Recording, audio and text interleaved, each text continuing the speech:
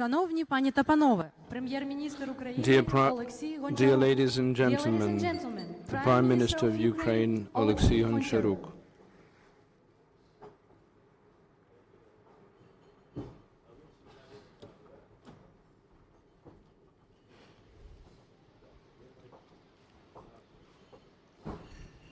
Dear participants of the Yalta European Strategy Annual Meeting 2019, dear organizers, colleagues, journalists, young leaders, and another person who is watching us in the live stream. You know, for several years in a row, I used to be just a regular participant of YES, one of young reformers sitting there among you and not actually never in the first row. Now, still being that young Ukrainian reformer, I feel honored speaking to you from the stage of YES Forum in a new role, being entrusted by the President of Ukraine, our parliament, to be new Ukraine's Prime Minister. So, with your kind permission, I will switch further to my native tongue, to Ukrainian language. Насправді, це мій перший публічний виступ в такій ролі. This is really my first speech in this capacity, and I worry very much. Дякую за підтримку. Thank you for your support. Така амбітна назва. A very ambitious name for this forum, Про щастя. forum about happiness. And I have been thinking a lot yesterday when preparing for this speech. I was thinking about what happiness is. І знайшов для себе відповідь, And що I've щастя це arrived мати to the можливість answer that happiness is the possibility of being yourself, not being afraid, and be yourself. Being yourself means having a choice and making a choice. And from that point of view, we, the Ukrainians, are the happy nation. We have made our choice, and I do hope very much, and I'm sure that the goal of the Ukrainian government is to demonstrate that that choice was a successful choice. But to be even more happier, one needs to have an opportunity to be a better yourself, to be yourself in a better sense of that word. For that, you need to create certain prerequisites, and in Ukraine, there's a lot to work on in that regard.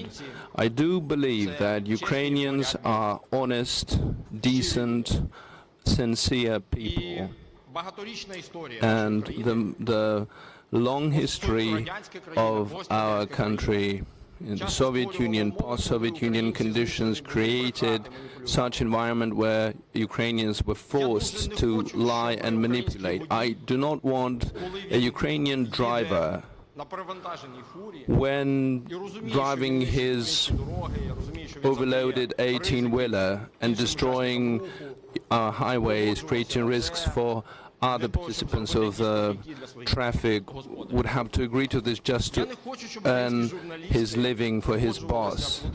I don't want to agree with a situation where the Ukrainian journalists would agree to multiply fake news to earn some money. I don't want Ukrainian enterprises to be hiding from the state and lie to the state, and then when they have to go to the bank and take the loan, which is a normal thing in the current world, would have to fake documents to get a loan. I don't want Ukrainian business to have to invent some unexisting companies and contracts abroad to be able to take the money out of the country. This has to be the past, not the future. I want Ukrainians to ultimately get a chance to be themselves and to become really happy and honest with each other.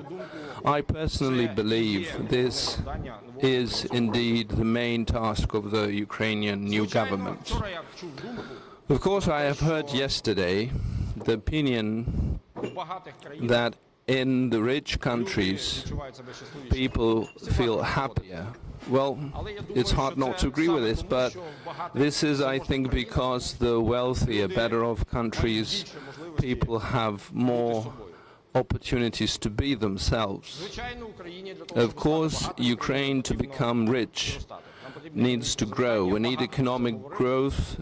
There's been a lot of debates about this. I kept saying this, and I will keep reminding this. I personally link economic growth to the increase of foreign investments, which requires a totally different level of trust to Ukraine and, by the way, to each other within Ukraine. The main marker for the trust, the revival of the trust, will be when the large business will start investing in Ukraine, big Ukrainian business, not only foreign investors. I want big Ukrainian business to bring their capital back to Ukraine, and that would be a very important message and signal for other foreign investors. In a couple of weeks, as a new government, we will present our new program in the Parliament to get the Parliament's approval. There will be plans, figures, numbers, details, and a lot of discussion of what we are planning to do. Now, being limited in time and restricted in time, I would like to just focus on some generic features to have a basis for further discussion. Indeed, we want to grow by 40% in 5 years. I believe in this. This is important to have about 5% growth next year and 7% each consecutive year. We do understand well how this needs to be done, and for this we need sometimes unpopular but very transformational changes. We need to open up the land market. We're getting ready for this. We are in constant dialogues to make sure that this will be possible in the nearest future, and to make sure that next year our land will be available. We won't liberalize the post-Soviet regulation of the labor relations because this causes high unemployment. People are afraid to employ each other. In Ukraine, very often it is simpler to get divorced than fire someone. And that's scary. That doesn't allow normally to have these labor relationships on the market. And we think that we need to sort out monopolies, because monopolies are scaring investors out of the country. They cause corruption. We're talking about energy sector, infrastructure. There's lots there to deal with. We need to also do something with the protection of environment. Very often people forget, but this is also something that impacts our pockets, but in a longer term. And we are getting these losses in the form of diseases, early deaths, etc. And this is something we need to address as well. Of course, we need to address the issue of demography. We need to overcome this downward trend, and we will try to do that within the next 5 years. We have very ambitious plans, and I would talk in detail about it during the conversation, but this general framework, or what we are going to do, looks approximately like this.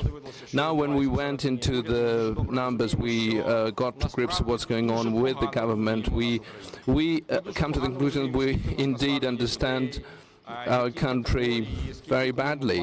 We very poorly understand what the country is about. So by the end of the year, we need to make the maximum inventory of what there is, what we have, and we already are doing this. We are thinking about how to try to do the census already this year, not next year, as has been planned before. I don't think that this is absolutely realistic to do it in the full-fledged manner, but some part of it will definitely be done.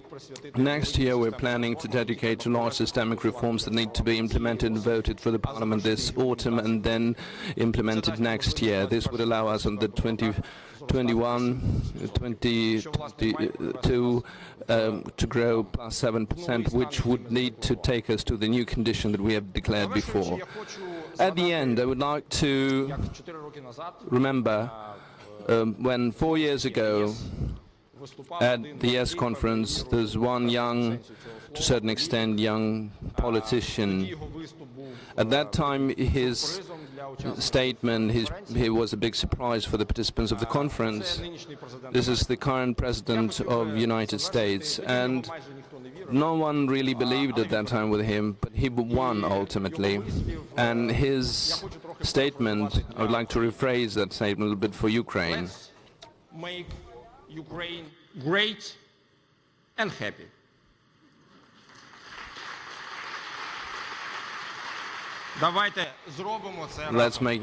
Let's do it together. Thank you very much.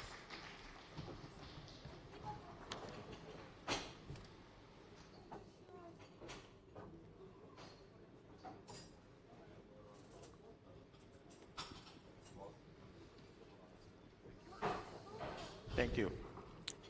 We're going to do this in English or? I will answer Ukrainian. Okay. All right. So let me start by saying I'm always honored to be here with a Prime Minister so young. Were you surprised to be asked to be Prime Minister at the young age of 35? Of course, that was unexpected. I don't think that anyone can expect to have a chance like this in his life, but that was a surprise on the one hand. On the other hand, we were striving for that. And I don't want to personally speak about myself. I would like to say about my team. The last 4 years after Maidan, with a large team and a large group of young reformers who came to the government, dozens of various people were working to make sure that we enhance our influence in the government. So I wouldn't be speaking about myself as a prime minister, but about the fact that our generation got a chance to change this country forever. And now, for the last couple of weeks, when you see how the government offices are being replenished with new people, I think you do see this very well. I hope so, that there's more and more new people coming to the government, with a new perception of the world, with new incentives, with new desires, with knowledge. I disagree that youth is an obstacle to experience and knowledge. This is, I think, our big advantage, because we can look at things from a different angle. We can think differently and approach issues from a different perspective. And if you look at this, I'm hearing a lot from skeptics, like, look at the GDP of Ukraine, look at the GDP of Poland, let's compare how much time and how many years, dozens of years we need to catch up with someone. I think as a country we need to look for asymmetric responses. We don't need to be catching up with anyone. We need to be ourselves and be happy that we are as we are. Sometimes, in order to be one step further and ahead of someone, you have to step to the right or to the left and look at the situation differently. At least sometimes we simply need to work with ourselves very well. And this new team in the government, which will also be strengthened, I'm not going to make an announcement about new appointments, but next month I think our team will grow twofold, doublefold, and with professional young people that are changing our country. So, realize you are young in the sense that if you live another 35 years, your current age, you'll still be younger than President Trump, right? So, there's nothing wrong with youth, though. I wish I was 35. So, what did your mother say when you told her you were going to be prime minister? He said, good boy, what a boy. That's the way to go. So carry on like that. Well,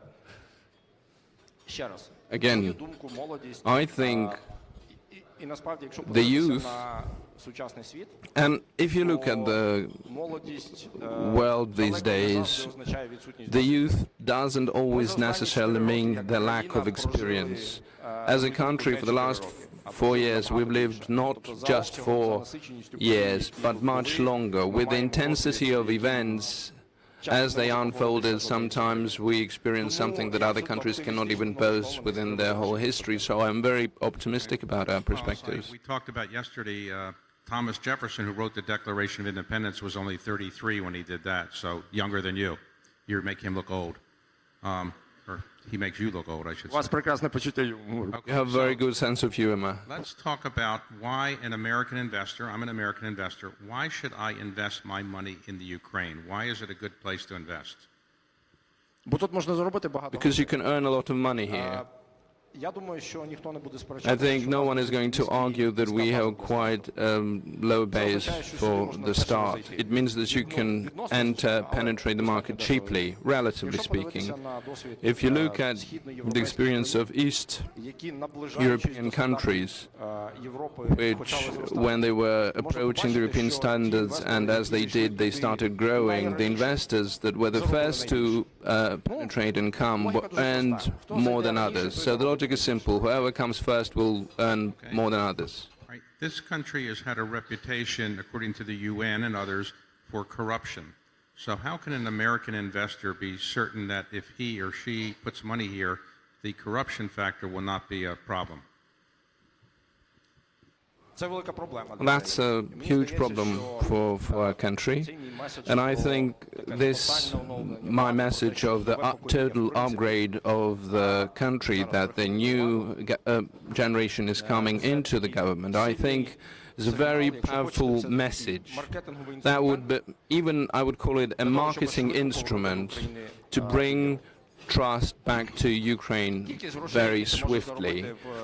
The amount of money that you can earn in the country is always correlated with the amount of risk you're taking. So if you want to earn more, you have to understand there will be risks. Our task is to minimize those risks as much as possible for those investors who will not be scared, who will be brave enough to come to us. I think the world is changing very rapidly, and in the 21st century, people who are not afraid to take risks will be successful. And therefore, Ukraine is the main platform nowadays, right now, because this is where the risk will go down faster than in other places. Very soon we will not have corruption. We will be working a lot on this. In the next couple of months, we will try to totally upgrade the state bodies, management, who were the embodiment of the corruption. We have a huge potential, huge resource base. We have very developed, well-educated, underestimated people. And over the last couple of weeks, I have been talking a lot with different investors, and I'm totally convinced and very optimistically think that if we manage to totally relaunch the government and show new faces, high-quality professional people on top of the leadership, the attitude to the country will change, and the corruption should leave through the country, through the new culture. New culture will come with new people, and we believe this, and we will do this. Else, if you could just tell me, what area should I invest in? I don't want anybody else to know. But can you tell me what areas you would recommend that a foreign investor invest in Ukraine? What specific areas? Agriculture, energy? What areas would you say are the best ones? And if you could just not tell anybody else so that I could invest in those areas, I'd like to know. Well, you can be discussing this for a long time. We count on the fact that on the 29th of October in the city of Mariupol we are organizing a large investment forum, and at that venue we will present a large menu with different areas, different investment projects. Yesterday our president opened up a little bit the window towards our ambitious plans, and this is going to be even larger scale than you think. So land market is the obvious one. We have 42 million hectares of a very fertile land. We have beautiful climate, and that's the reason to come. We also have a lot of infrastructural large facilities that have not yet been completely destroyed back from the Soviet Union. We have large natural monopolies that need to be demonopolized, whatever we can demonopolize. These are the instruments and companies who can come and work with this. In the nearest future, we're planning to carry out large-scale privatization, and there are a lot of facilities and objects that are worthy of attention. Infrastructure, land probably are the most priority things that you can invest in. Healthcare is another block. When you sort out that, you can count on a large number of investments coming and investing there, because Ukrainians are spending indeed a lot of money in healthcare, not for health, but medicine in the first place as an issue of efficiency. This conference is happiness and how one becomes happy. So what is something that makes you happy? What is the thing that makes you the happiest, other than doing interviews like this? Well, in terms of happiness, I already said, and I do believe this, that I think that happiness is the opportunity of being yourself. If you can allow yourself to be yourself, then you are calm, you're not afraid, you're happy, you don't have to act out someone else. And I want Ukrainians to have an opportunity to have such environment created when they will not have to run away from their own country, when they will not have to abandon the place and feel themselves uneasy, uncomfortable, to have to lie and manipulate under different circumstances. And I will be the happiest people on the planet if our government and our team will be able to create that environment, and we will see that the country is reviving. Today, your party has the power of the legislature. You control the parliament, control the prime minister, you control the president. So if something doesn't happen, you are going to be blamed. In other words, you can't say it's somebody else's fault. So is that a plus or a minus that you control the entire government? So if things don't work out, who else is there to blame? So you recognize that you have to perform because there's nobody else to blame but you and your party, right?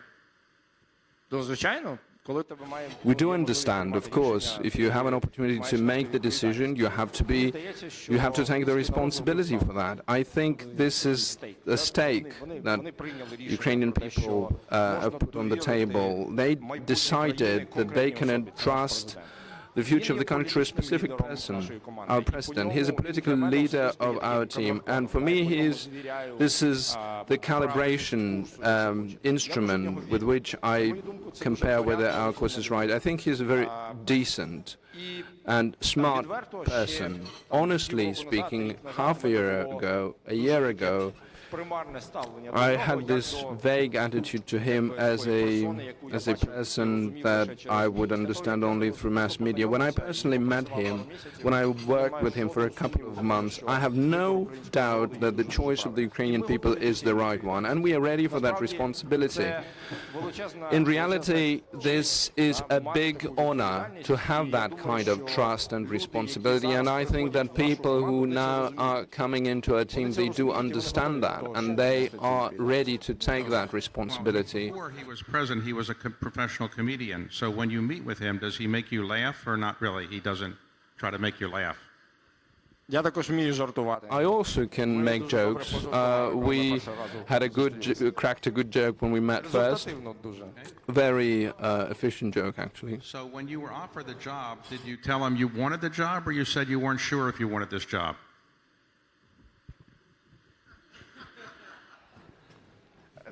Well, look, there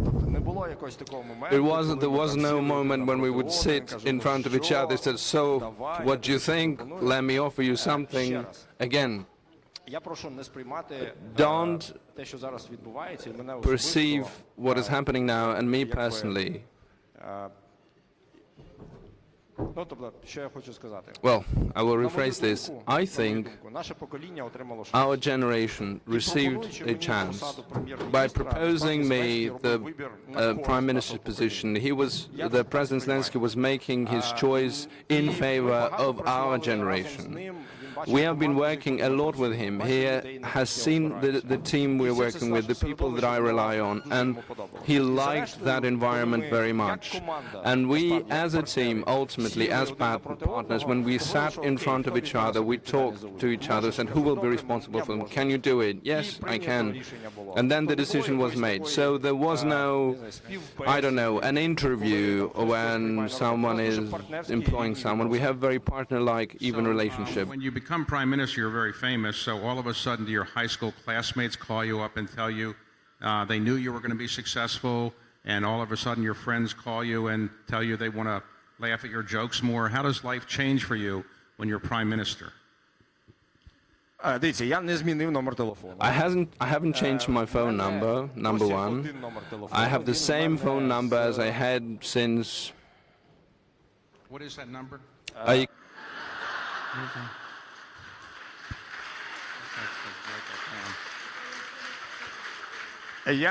Ви таки хочете, щоб я змінив номер телефону? You do want me to change my phone number, eh? Дивіться. So you're the same. So when you're the prime minister, though, and you're not married and no children, so I assume it's easier to get dates when you're the prime minister, right? Is that right? Easier?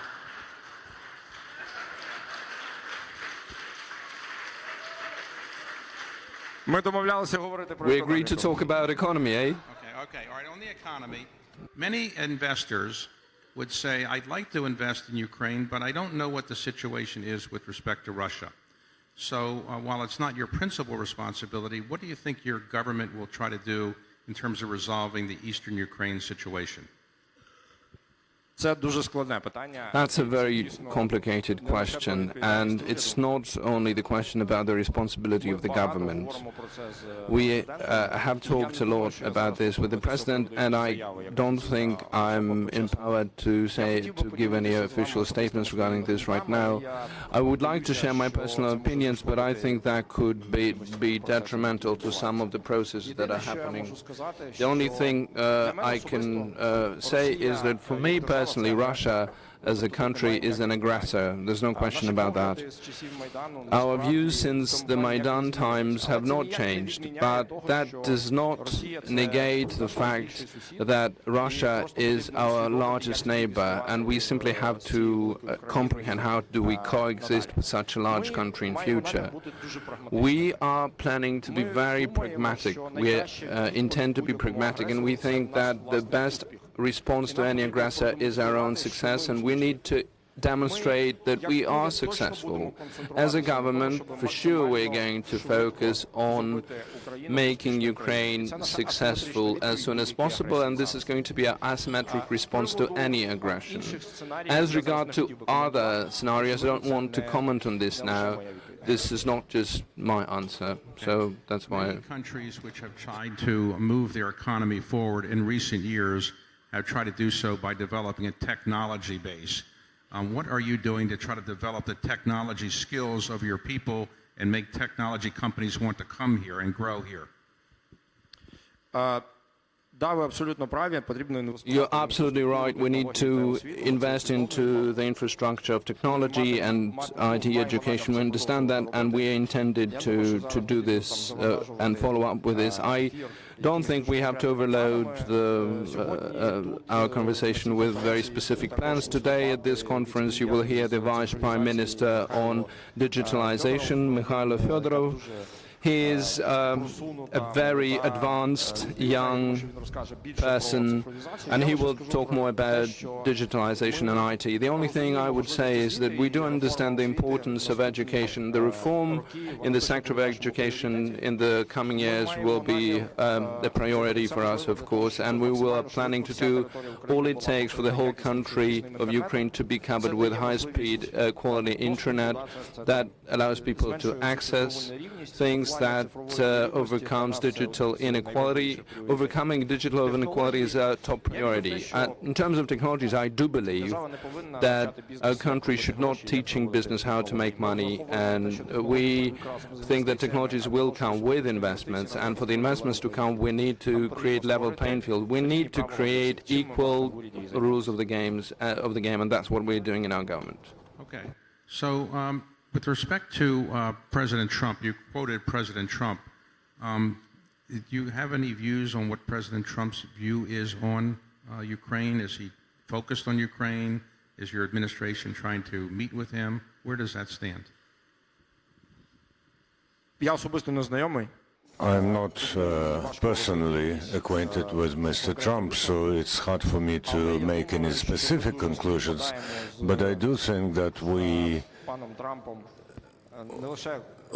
I and Mr. Trump, have much in common, not only the favorite color of our ties, but also some approaches. I think that Mr. Trump approaches the building of U.S. politics in a very pragmatic way, and we will approach the Ukrainian politics in the same pragmatic way. The healthy pragmatism has to become a foundation for the politics of our country, for the policy of our country for 5 years. And they're watching it, they're not in Ukraine. Let's say it's televised outside. What would you want people to most know about Ukraine who have not lived here or not here? What would you want people to most know about this country? That this is a country that will grow faster than the others within the next 5 years. This is a very good place to invest. We will overcome corruption rather quickly. We will also put natural monopolies to order. We will find common language with influence groups rather quickly. And the only thing that can hamper us, honestly, are the mistakes in communication. I do believe that all those things, trust is critical for it, and the building of trust. If you're being trusted, then you have cheaper resources. You don't have to spend a lot of time for bureaucratic procedures and papers and so on and so forth. When there's trust, everything is cheaper and faster and simpler. So our task, I think, is to include Ukraine into the global circle of trust, where it will be comfortable to work for a normal and developed person. All the rest, well, the business our beautiful Ukrainians, brilliant Ukrainians will do themselves. What the world needs to know about Ukraine is that this is going to be the dynamically growing country, and probably the country which will see the quickest transformation from post-Soviet to modern global world. Which is just embryonic here, relatively small, is private equity, the industry that I'm involved with. What are you going to do to try to encourage more private equity investors to come to Ukraine? Вільний рух капіталу, моя відповідь. Тобто, якщо The free movement of capital. If there's no boundaries for the capital, then people are not afraid to invest here. And of course, we have to protect the right to ownership. It's not a secret for anyone that we had raiderism. You could go to sleep as an owner and then wake up as a person stripped of any ownership. It's not a secret for anyone. This has to go into the past. I don't know whether our young, brilliant Minister of Justice is here, but I do believe that he will put everything into order in this respect, and will put order our registers. It's all sort of 19th century and Byzantine character. In my world, in order to work with a civilized portfolio investor, you have to provide for the free movement of capital. We are now in a constructive dialogue with the National Bank. We understand that we can't pressure them with administrative methods. We are emphasizing that we do understand the importance of the existence of independent regulator, but still we have to work together so that the economy grows and capital moves freely. The way they dress is they don't wear ties and they're more informal. You have a three-piece suit on and, very formal. Is this a new style you're trying to bring to Ukraine, or just your style? це не щось спеціальне. This is not something special. It's just that I've been clothing like this for the last 10 years. This is just my specialty. And outside interests, you told me earlier that after today or later today you might go play football. So Ми домовлялися говорити про економіку. We agreed to talk about economy. Okay, all right. Well, but you're a good football player, right? Та є трохи. Yes, quite a bit. And До речі, вчора, коли ми зустрічалися By the way, yesterday when we met з великими інвесторами з Катару, with я їм сказав про те, що investors from Qatar, I told them that we have brilliant football clubs in Ukraine which they can buy. And you're the prime minister, somebody hits you or knocks you over, what do you do then? Can you do anything special or no? Я думаю, що I think that, я нічого не можу well, зробити. I can't do anything because the government does not have any tools to influence such situations. Я думаю, що окремі But I мої do фотографії think з that паном Шапкою, вони some my photos with Mr. Shapka can really scare someone, so people have, my friends have to be more careful with me now. So, how long would you like to serve in the government yourself? Would you like to do this for 5 years, 10 years, or you're going to maybe go back in the private sector, or is this now going to be your life in government? Я частина команди. I'm part of the team. The president is the leader of this team, and really, На якій позиції працювати. I do not pay any significance to which position I hold. I do hope that our team will work for the entire 5 years, and as a result of these 5 years, we will be able to let ourselves, after we have built normal institutions, after we have brought up normal civil servants, we will be able to go and realize ourselves in other spheres. And whatever position I hold for whichever time, I do have an intention to pay my attention to reaching this result. I do not plan to be a politician or civil servant till the end of my 10 life. years from now or 20 years from now, you do not intend to run for president yourself, is that right, or not? Я би не хотів заглядати так далеко. I wouldn't like to look as far. Even a year ago, if I were asked whether I want to be a prime minister, I would rather say no. Okay, so far, based on what you've seen in the government, what is the principal problem in running the government that you have? What is the principal challenge in organizing this government and running it?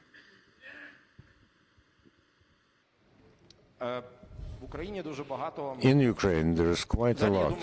Well, I think that our government is a chance for huge influence groups in this country, because for quite a lot of long time, those influence groups were changing, replacing each other.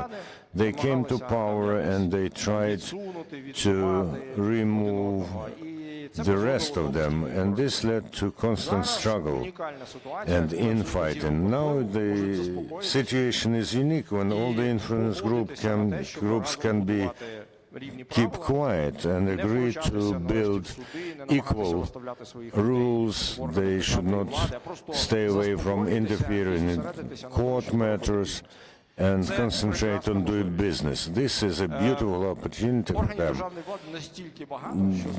We have so many bodies of state power that we can't but make some mistakes, and the human factor is a huge factor. We will try to look for the maximum possible amount of people who are patriotic and honest, and for them to join civil service.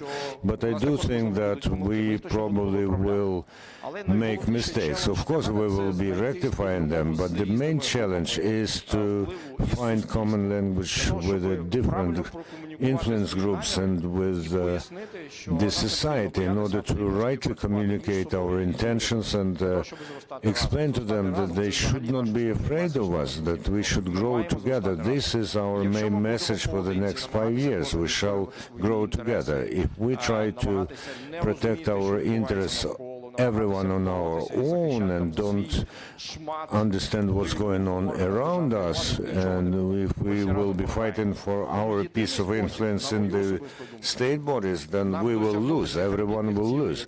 So the only way for us to achieve those ambitious goals, and we in the government have to provide for conditions And these are the texts for the entire country. If we are to achieve these ambitious goals altogether, we have to learn to talk to each other and to trust each other.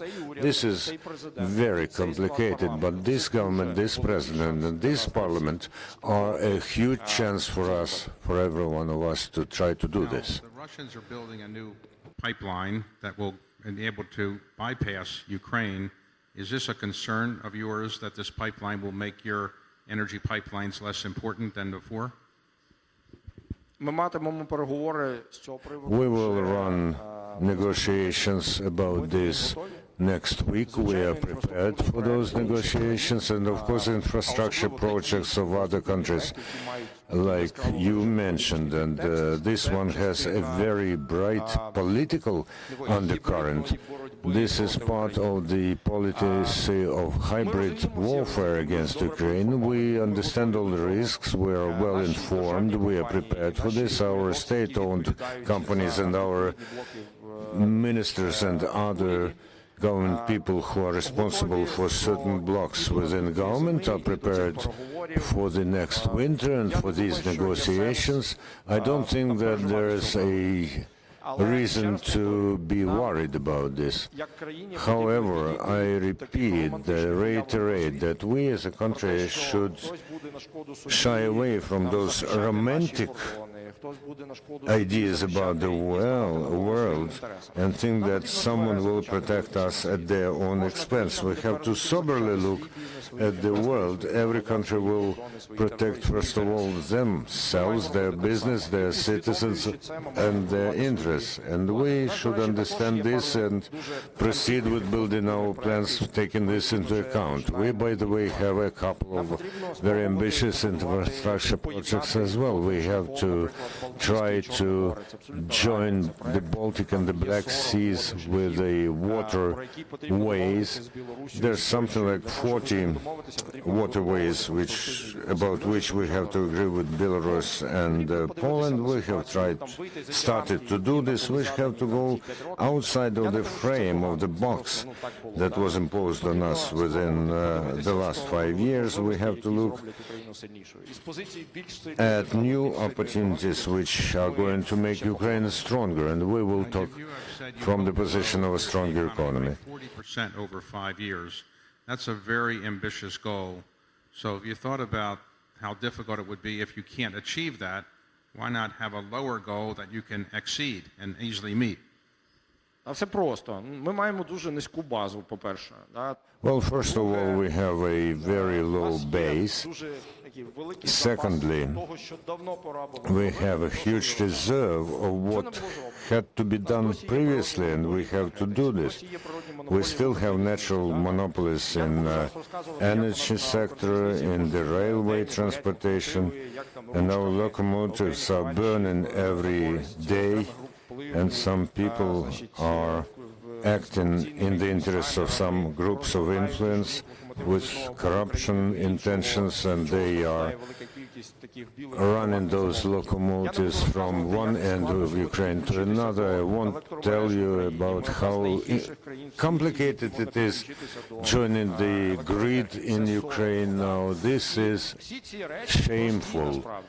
But all those things are simple, nothing complicated. You have to overcome the interests of the influence groups, and this will lead to the state that you will remove bracelets from people and chains from the people, and this will lead to economic growth.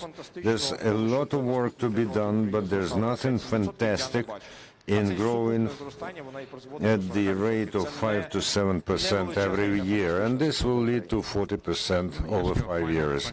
So when you wake up in the morning, you look in the mirror, do you ever say, I regret taking this job, or you're happy you took this job? Я дуже рідко дивлюся в дзеркало зранку. Well, I very rarely look in the mirror in the morning. Okay, well, usually people do. Is there a reason you don't look in the mirror? Ми домовлялися говорити про We економіку. have agreed to talk economy. Well, look, you look terrific, and you have no gray hair, and in 5 years you might have a few gray hairs, so maybe you shouldn't look in the mirror if you're worried about gray hairs, but no regrets about the job, right? Немає жодних. Я частина великої команди. No regrets at all. I'm part of a huge team, very tough and cool young team, and I treat my job and my position as a technical role within this huge team. More than that, I think, friends, and I'm not talking about the Zelensky team, I'm talking about every one of you. The task to grow by 40%, this is not my or the president's task. This is our common task. And on how we cope with this task depends whether we are happy, whether Ukrainians are happy, and whether the country is happy in the future.